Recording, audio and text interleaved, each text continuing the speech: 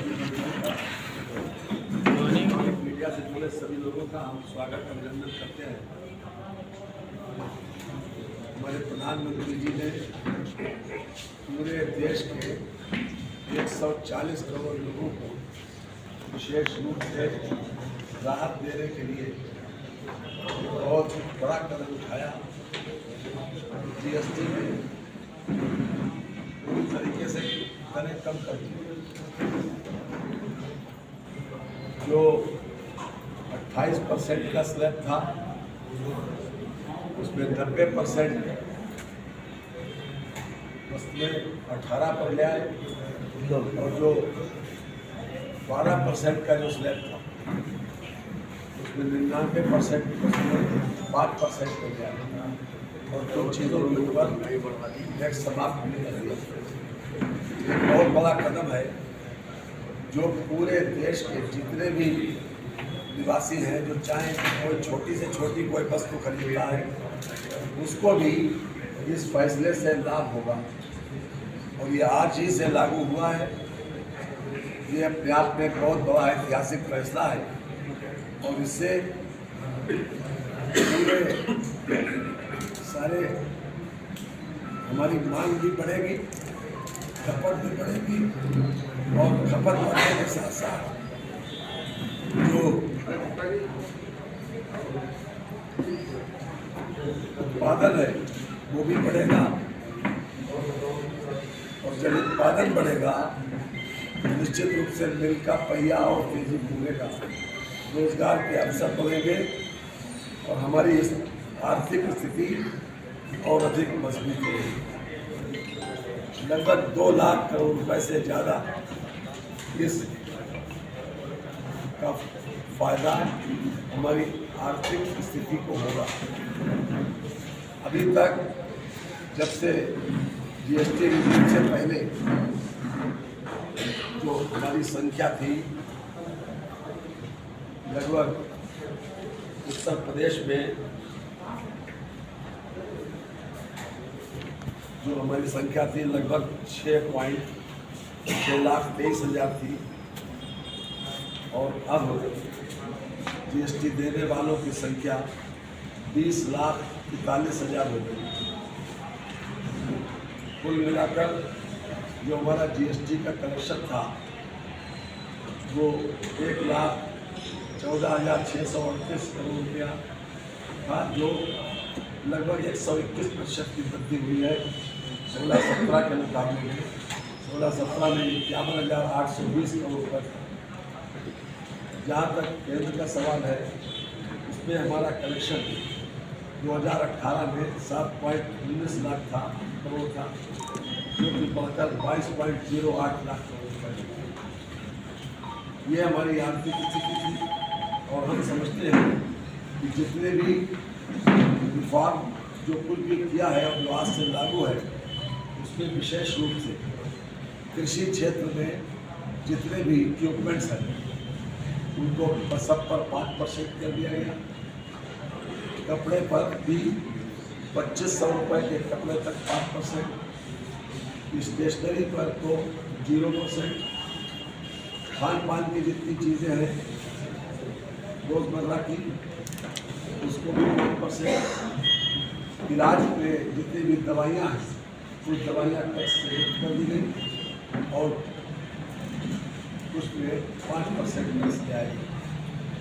बीमा पॉलिसी अभी तक जो हम चाहे लाइफ इंश्योरेंस कराते थे या फिर हेल्थ इंश्योरेंस कराते थे उसके ऊपर 18% का टैक्स था। और किसी की अगर पॉलिसी 40,000 की होगी, 40,000 रुपये प्रीमियम देना होगा तो उसको 7200 रुपये का फ़ायदा होगा। और अगर 30,000 रुपये उसका सालाना प्रीमियम होगा तो उसको 5400 रुपये का फ़ायदा सीधा होगा। ये बात मैं इसलिए कह रहा हूँ कि ज़्यादातर लोग इंश्योरेंस लगभग सभी लोग कराते हैं, पॉलिसी सभी लोग लेते हैं और इसका फ़ायदा सीधे सीधे कंज्यूमर को होगा। बाकी जो वस्तुएँ हैं इलेक्ट्रॉनिक्स पर भी बहुत बड़ा परिवर्तन आया है, उसको भी घटाया गया है। जो अभी तक 2 स्लैब रहे, पहले 5, 12, 18 और 28 था, और मेरी 5% और 18%, ये दो स्लैब हमारे सामने रहे हैं। और मैं समझता हूँ कि तीसरा स्लैब जो कि 28% की 90% चीज़ें वो 18 में आएगी, लेकिन जो 28% की कुछ लग्जूरियस थिंग्स थी या फिर सिन गुड्स थी, तम्बाकू है, पान का मसाला है, ये सिन गुड्स की श्रेणी में आता है। इसको 40% कर दिया। लग्जूरियस गाड़ियाँ जो 1500 सीसी से ऊपर की गाड़ियाँ हैं उसको भी 40% पर कर दिया गया। जहाँ तक गाड़ियों का सवाल है, जो टैक्स घटाया गया 28% से लेकर 18% किया गया, उसमें एक गाड़ी पर 60,000 से लेकर 1,56,000 रुपये तक उसका फ़ायदा कंज्यूमर को मिलेगा। खास तौर से कुल मिलाकर ये एक बहुत बड़ा कदम हमारे प्रधानमंत्री जी ने, वित्त मंत्री जी ने उठाया है और पूरे देश की जनता को इससे राहत मिलने जा रही है। डेयरी प्रोडक्ट्स, चाहे वो दूध हो, पनीर हो, वो सब जीरो पर ले आए गए। ये दूसरा, इसमें सिंप्लीफिकेशन भी किया गया। अभी तक जो ITC था उसको 90% तक तुरंत उसका भुगतान हो जाएगा। और साथ ही साथ जो छोटे व्यापारी हैं, अभी तक उनका जब रजिस्ट्रेशन में जो टाइम लगता था, अब वो मात्र 3 दिन में, अगर वो फॉर्मेलिटी पूरी कर ले तो उनका 3 दिन में रजिस्ट्रेशन हो सकता है। छोटे व्यापारी को उन्होंने इस प्रकार से परिभाषित किया है कि जिसका 2.5 लाख रुपए इसका ITC महीने का बनता है, उसको 3 दिन के अंदर अगर वो अप्लाई करेगा तो उसको ऑटोमेटिक रजिस्ट्रेशन मिल जाएगा। ये कुछ बातें हाईलाइट थी जो हमने विशेष रूप से आपके सामने रखी है। अभी तक जो 18% का जो स्लैब था उसमें 70 से 75% तक घूस आती थी, और जो 12% का स्लैब था उसमें 5 से 6%, और जो 28% का स्लैब था उसमें 13 से 15%। ये कुल मिलाकर जो सिंप्लीफिकेशन किया गया है, टैक्स का बोझ कम किया गया है, इससे बार बार ये आशंका व्यक्त की जाती थी कि शायद हमारी सरकारों को इसमें नुकसान होगा। लेकिन अभी तक जो विजुलाइज किया गया है उसके आधार पर हम कह सकते हैं कि जब जब टैक्स की दर कम हुई, टैक्स के रेट कम हुए, तब तब मांग बढ़ी है। साथ ही साथ जो हमारे व्यापारी हैं वो भी इस बात से प्रेरित होते हैं कि किसी भी तरीके से हम नंबर 2 को बढ़ावा न दें। इससे ये भी फायदा होता है कि हम एक नंबर की तरफ इंक्लाइंड ज़्यादा होते हैं, और जो पैसा एक नंबर की इंक्लाइंड होने पर आता है वो हमारे टोटल सिस्टम में आता है, और उससे हमारी पूरी आर्थिक स्थिति स्ट्रेंथन होती है। इसलिए इसके डायरेक्ट और इनडायरेक्ट दोनों फायदे हैं, जो एक बहुत बड़ा फर्क हमारी आर्थिक स्थिति पर पड़ने जा रहा है। होटल के बारे में बहुत कुछ चर्चा होती थी। आज 7500 रुपये जिस कमरे का किराया है उस पर भी 5% टैक्स हो गया, और खाने पीने की चीज़ों पर तो मैं बता चुका हूँ आपको, 5% चीज़ें हो चुकी हैं। हम सब जानते हैं कि अभी तक जो भी टैक्स लिया जाता रहा उसमें इंफ्रास्ट्रक्चर के ऊपर बहुत बड़ा, हमारा इस्टेब्लिशमेंट पर बहुत बड़ा खर्च होता है। उत्तर प्रदेश में भी पिछले वर्ष 2024-25 में हमने 1,12,000 करोड़ रुपया खाली इंफ्रास्ट्रक्चर पर खर्च किया, और उससे इंफ्रास्ट्रक्चर पर खर्च होने से संपत्तियों का सृजन होता है और रोजगार के अवसर बढ़ते हैं। केंद्र ने भी इस पर बड़े पैमाने पर फोकस किया। हमारा लगभग जितने भी राजमार्ग, लगभग 60% राजमार्गों में का इजाफा हुआ है। एक बहुत बड़ा फंड इसमें खर्च होता था। इसके साथ ही चाहे हमारे एयरपोर्ट्स हो, उस पर भी लगभग 74 एयरपोर्ट थे जब हम मोदी जी सत्ता में आए थे। आज मुझे कहते हुए खुशी है कि 159 एयरपोर्ट हैं। उत्तर प्रदेश में 11 एयरपोर्ट जो है डोमेस्टिक और 4 इंटरनेशनल एयरपोर्ट, एक अपकमिंग है जो नोएडा का जेवर एयरपोर्ट। तो ये बात मैं इसलिए कोट कर रहा हूँ कि अभी तक जो भी पैसा लिया गया टैक्स के माध्यम से लिया गया, उससे इंफ्रास्ट्रक्चर डेवलप किया गया। हमने कोई फिजूल खर्ची नहीं की, फाइनेंशियल डिसिप्लिन मेंटेन किया। और मुझे कहते हुए आपको खुशी है कि उत्तर प्रदेश आज एक सरप्लस स्टेट है। सरप्लस स्टेट का मतलब यह है कि जो भी हमारा एक्सपेंडिचर है वो एक्सपेंडिचर हमारा खर्चे से कम है, जो एक्सपेंडिचर है वो आमदनी से कम है, इसीलिए हम सरप्लस स्टेट कहलाते हैं। लगभग 37,000 करोड़ रुपए का हम सरप्लस स्टेट है उत्तर प्रदेश का। ये भी अपने आप में एक बहुत बड़ा साथ ही साथ जो मेट्रो जब मोदी जी सत्ता में आए थे तो लगभग 248 किलोमीटर का मेट्रो हमारे पास था। आज मुझे कहते हुए खुशी है कि 1093 किलोमीटर की मेट्रो सेवा आज हम जनता को उपलब्ध करा रहे हैं पूरे देश में।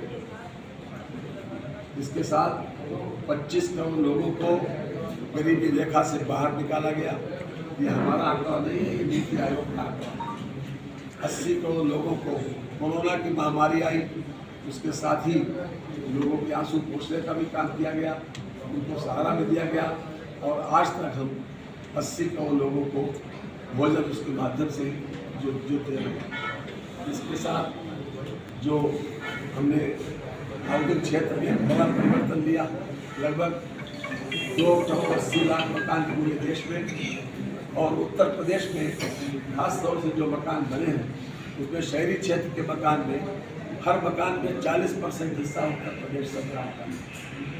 तो ये जो भी टैक्स का पैसा लिया जाता रहा वो किसी न किसी रूप में रोजगार का सृजन, संपत्तियों का सृजन और ज़्यादा से ज़्यादा लोगों को लाभ मिले, इस प्रकार की योजनाएं लागू की गई।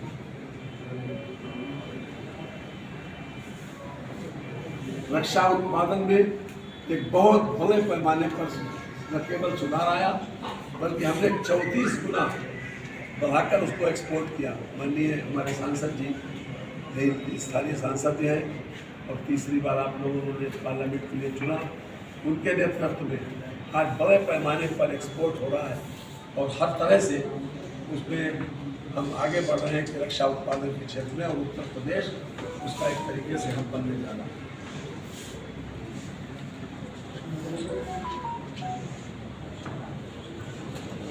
किराने का सारा सामान 12% से 5% पर आ गया। यहाँ तक कि जो काजू किशमिश मेवा भी है वो भी 12% से 5% पर आ गया। मैं समझता हूँ कि काफ़ी बिंदुओं को मैंने टच किया है। तो आप लोगों की कोई जिज्ञासा होगी तो उसके ऊपर हम बात कर लेंगे। और आगे भी हमारी कोशिश ये है कि ये इसका फ़ायदा जो सीधे सीधे उपभोक्ता है, जो कर देने वाला है, उसको मिले। ट्रेडर्स को तो इसलिए फ़ायदा होगा कि उसकी बिक्री बढ़ेगी, उसका व्यापार बढ़ेगा, उसका वॉल्यूम बढ़ेगा।